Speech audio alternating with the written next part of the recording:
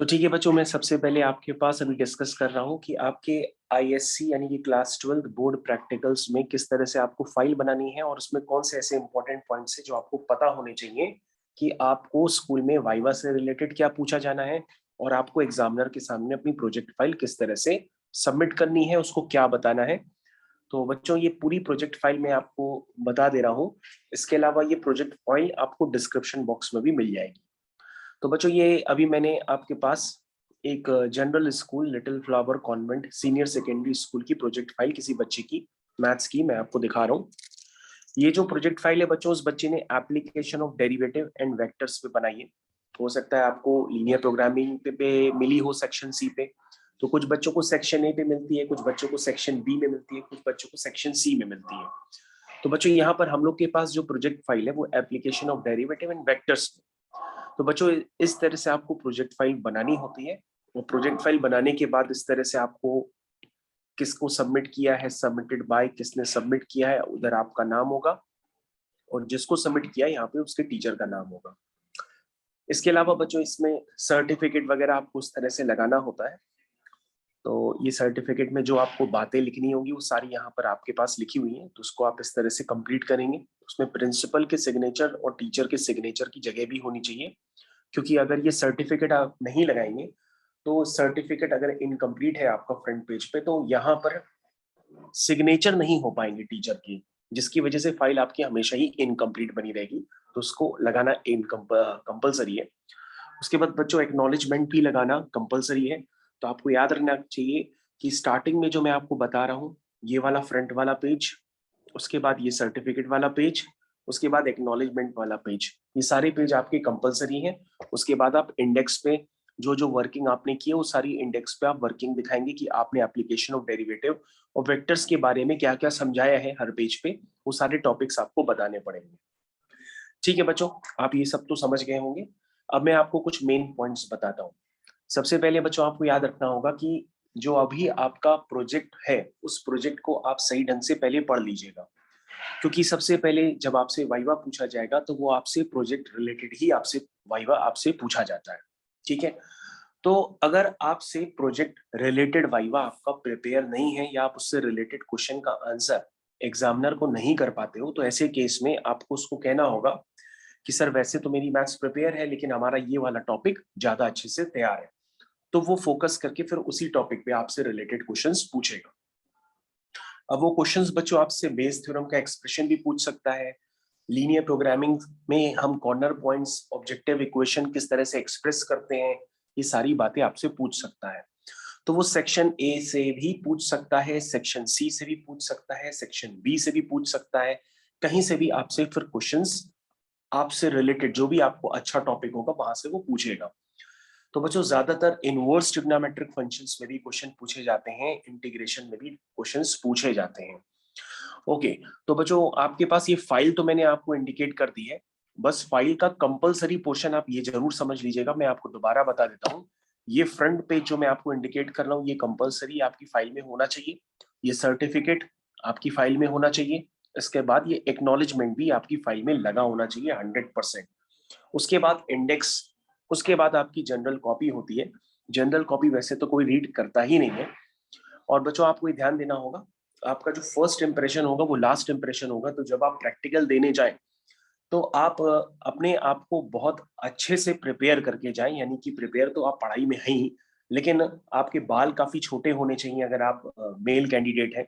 और female candidate है तो आपके बाल खुले हुए नहीं होने चाहिए। मतलब जिस तरह से हम लोग पार्टीज वगैरह में जाते हैं अच्छे से तैयार होकर के, बिल्कुल उसी तरह से आपको जाना है। मतलब ऐसा ना हो कि आपने लैब कोट भी पहन रखा हो और लैब कोट के बटन भी टूटे हुए हों या शर्ट्स के बटन आपके खुले हुए हों।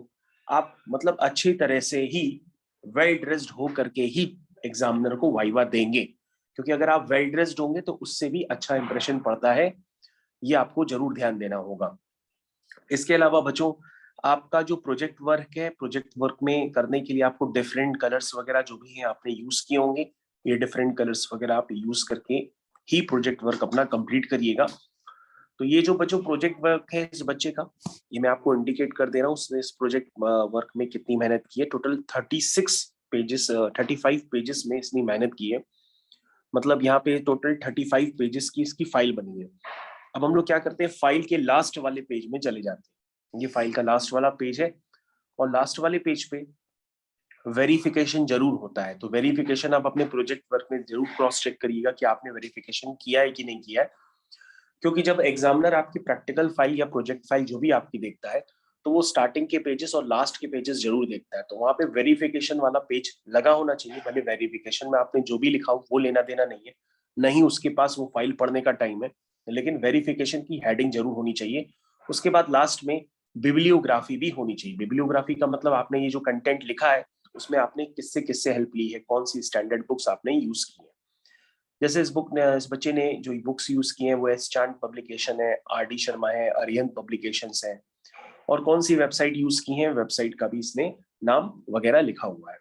तो बच्चों आपको ध्यान देना होगा कि आपने प्रोजेक्ट वर्क किस तरह से कंप्लीट करना है। तो प्रोजेक्ट वर्क तो आपको अच्छे से समझ में आ गया होगा। इस बच्चे की मैं पूरी फाइल भी स्क्रॉल कर रहा हूँ, और स्क्रॉल करने के बाद मैं इसको डिस्क्रिप्शन बॉक्स में आपको लिंक भी दे दूंगा, जिससे आप इसको डाउनलोड करके अपनी फाइल में जो भी कमी हो उसको पहले कंप्लीट कर लीजिए। और बच्चों वैसे तो एग्जामिनर कोशिश करता है कि आपके मार्क्स ना डिटेक्ट हो, फिर भी आपने कुछ ऐसी हरकत कर दी तो फिर आपके मार्क्स डिडक्ट हो जाते हैं। तो आप सबसे पहले अपने वेल ड्रेस्ड होकर के एक स्माइलिंग फेस लेकर के एग्जामिनर के सामने प्रेजेंट हो, अपनी प्रोजेक्ट फाइल शो करें। प्रोजेक्ट फाइल से रिलेटेड आपको पता होना चाहिए कि आपने उसमें लिखा क्या है, और प्रोजेक्ट फाइल में आपका ही नाम होना चाहिए। ऐसा ना हो कि किसी और से आपने प्रोजेक्ट फाइल बनाई हो और उसी का ही नाम आपने उस फाइल में लिख दिया हो। तो वो जरूर चेक कर लिया करिए, क्योंकि काफी सारे बच्चे प्रोजेक्ट फाइल को कॉपी तो करते हैं लेकिन दूसरे बच्चों के नाम भी साथ में कॉपी कर लेते हैं। तो उसका नाम हटा करके आप अपना नाम जरूर लिख लीजिएगा। तो प्रोजेक्ट फाइल के भी आपके मार्क्स ठीक ठाक आपको मिलेंगे और आपको आपका वाइवा भी अच्छा हो जाएगा। तो बच्चे ये जो सारी बातें थी वो सारी बातें मैंने आपको बहुत डिटेल में एक्सप्लेन कर दी हैं। और जैसे कि बच्चों ये भी याद रखिएगा, अगर आप कुछ नहीं बता पा रहे हैं तो कुछ ना बता पाने के केस में आपसे जो क्वेश्चंस पूछे जाएंगे वो भी मैं आपको बता पा रहा हूँ। यहाँ पे ध्यान से देखिएगा, अभी मैं बताता हूँ आपको 2 पेजेस में। सबसे पहले बच्चों आपसे पूछा जाएगा, जैसे आपने बोल दिया कि मेरे पास आईटीएफ क्रिएट है, मतलब आईटीएफ आपका अच्छे से प्रिपेयर है, यानी कि इनवर्स ट्रिग्नोमेट्रिक फंक्शन। तो सबसे पहले वो पूछेगा आइडेंटिटीज, जिसको आप आइडेंटिटीज के तौर पे लर्न करते हैं। क्या होता है कि आप कहते हैं कि sign inverse x plus cos inverse x pi by 2 होता है, लेकिन ये कब होता है, जब एक्स लाई करता है -1 से 1। ठीक है, हो सकता है वो आपसे लिख दे कॉपी में कि बेटा प्रूफ करो कि sign inverse x plus cos inverse x pi by 2 कैसे आएगा, ये प्रूफ करके दे दो। ठीक है, हो सकता है प्रूविंग ना पूछे, हो सकता है तीनों आपसे पूछ लें। Sine inverse x plus cos inverse x का सम क्या है, pi by 2। Sec inverse x plus cosec inverse x, इसका सम क्या है, पाई बाई 2, है ना। उसके बाद बच्चों इसकी भी एक अपनी स्ट्रेटेजी होती है, ये तभी लाई करती है जब mod x less than equal to 1 होता है, यानी इसमें होता है एक्स माइनस इंफिनिटी से -1 यूनियन 1 से इंफिनिटी, तो इसमें mod x greater equal to 1 होता है। और जो तीसरी आइडेंटिटी होती है वो होती है tan inverse x plus cot inverse x is equal to pi by 2। ये बच्चों तीसरी होती है। ठीक है, अब आपको ध्यान देना होगा, आपको ये भी समझ में आ गया tan inverse x plus cot inverse x is equal to pi by 2 ये कब एग्जिस्ट करती है, जब x आपका क्या होता है, रियल नंबर होता है। x क्या होता है आपका, रियल नंबर होता है। तो x हो गया -1 से 1, मतलब जो भी है sign inverse x cos inverse x की आपसे डोमेन और रेंज भी पूछी जा सकती है। हो सकता है टीचर आपसे ये पूछ ले कि बेटा ये बताओ कि कॉट एक्स का इंटीग्रेशन क्या होता है। तो अगर आप कॉट एक्स का इंटीग्रेशन मान लीजिए मौके पे भूल जाए, आपको याद ही नहीं आए, तो आप करिए क्या करिएगा कि कॉट एक्स को लिख दीजिएगा cos x upon sine x, इस तरह से लिख दीजिएगा। ठीक है, फिर आप साइन एक्स को टी मान लीजिएगा, cos x d x is equal to d t आ जाएगा। ठीक है, मतलब आपने तुरंत अपने मन में या रफ कॉपी में सब्स्टिट्यूशन मेथड यूज किया और क्वेश्चन को परफॉर्म कर दिया। तो ये हो गया cos x dx is equal to dt हो गया, तो ये हो गया dt upon t. dt upon t का होता है ln mod t, और t आपका क्या है बच्चों, sin x। तो अगर आप भूल जाए तो आप cot x का इंटीग्रेशन तुरंत उसको बताएं कि ln mod sin x होता है। इसी तरह से बच्चों को कोई भी इंटीग्रेशन का फॉर्मूला पूछ सकता है। बच्चे a की पावर x में कंफ्यूज हो सकते हैं, हो सकता है वो a की पावर x में पूछ ले, हो सकता है a की पावर x का आपसे डिफरेंशिएशन पूछ ले। तो a की पावर x का डिफरेंशिएशन होता है a की power x into ln a, लेकिन a की पावर x का इंटीग्रेशन होता है कि a की power x upon ln a plus c। तो इस तरह से बच्चों आपको कंफ्यूज करके इंटीग्रेशन और डिफरेंशिएशन दोनों के फॉर्मूले कहीं से भी घुमा करके पूछे जा सकते हैं। इसके अलावा बच्चों फंक्शन आपका स्ट्रिक्टली इंक्रीजिंग होता है, तो हो सकता है वो पूछे कि फंक्शन का डेरिवेटिव पॉजिटिव होता है कि नेगेटिव होता है। तो तुम कहोगे फंक्शन अगर स्ट्रिक्टली इंक्रीजिंग है तो उसका एफ डैश एक्स क्या होगा, ग्रेटर देन 0 होगा। और फंक्शन अगर स्ट्रिक्टली डिक्रीजिंग है तो उसका जो डेरिवेटिव होगा वो क्या होगा, लेस देन 0 होगा। ठीक है। और बच्चों ऐसा इसलिए भी हो सकता है क्योंकि जब आप फंक्शन पे इंक्रीजिंग होने के केस में जब किसी भी पॉइंट पे टेंजेंट ड्रॉ करते हैं तो उस टेंजेंट का जो स्लोप होता है tan थीटा, तो उसमें थीटा एक्यूट होता है जिसकी वजह से उसका डेरिवेटिव जो कि स्लोपी होता है एक तरह से, वो ग्रेटर देन 0 होता है। क्योंकि थीटा कभी भी एक्यूट होता है तो फर्स्ट क्वाड्रेंट में क्या होता है, tan थीटा यानी कि 0 से 90 के बीच में अपना रिजल्ट पॉजिटिव देता है। लेकिन बच्चों अगर डिक्रीजिंग के केस में जब आप इस तरह से करते हैं तो यहाँ पे जो थीटा होता है वो आपका 90 से इंक्रीज कर जाता है। ठीक है ना।